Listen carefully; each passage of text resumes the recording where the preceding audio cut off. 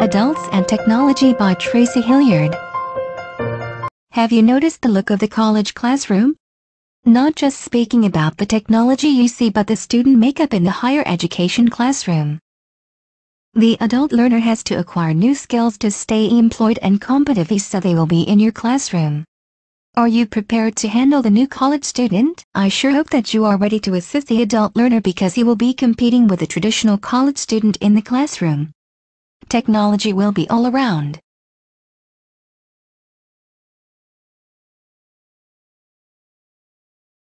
Oh my! How do I meet the needs of the traditional or non-traditional learner? Why do I need to teach them differently? I guess I better read up on the two learners enrolled. The traditional learner comes to class with their own devices and wants the information like now. Paper and pencil is usually a secondary means of communication. They are smiling. Good evening. Did you bring a device? I see one of you did.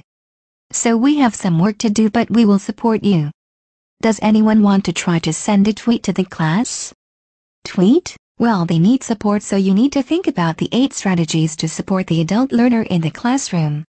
The non-traditional faces in the classroom need your help. The non-traditional learner will have technology and terms coming at them that they need help. That help comes from Bittner and Bittner's steps to integrate technology. Bittner and Bittner shared 8 steps to assist the learner in the classroom that integrates technology. So sit back and take a note of the steps that you can use in the classroom.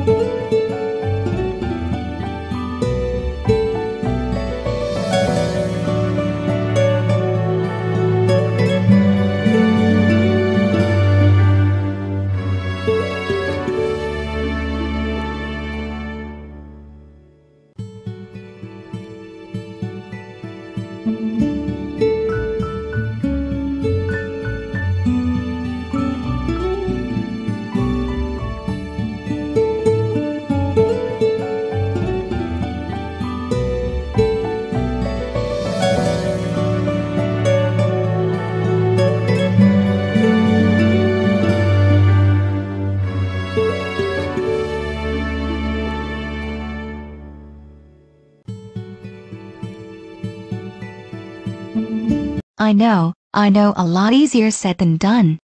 So I have some examples that you can implement right away in the classroom to help our adult learner with technology. If you don't want the non-traditional learner to make a beeline to the door, make sure that you use Bittner and Bittner's steps to assist the adult learner in the classroom. So sit back and let me share a few examples of how to use the steps the Bittner shared in the research. Start with the basics. Point out the on and off buttons on the laptop. Discuss the internet and email. Be sure to review keyboard functions, the mouse and the cursor. Acknowledge their personal use. Most have a smartphone that they have used to access Facebook, Instagram, email and YouTube. They are halfway there with technology usage. Use the experience of others to help the learners in the classroom. You don't need to be the sage on the stage, but the guide on the side. Your teaching role is different. We have to make sure that what we are learning is based on prior learning. Let's connect what we learned yesterday using the application from Google to practice saving documents. You have to build a climate where students take risks. Share with the students that fail means first attempt in learning. So acknowledge their risks with praise and celebration. Be the cheerleader and motivator.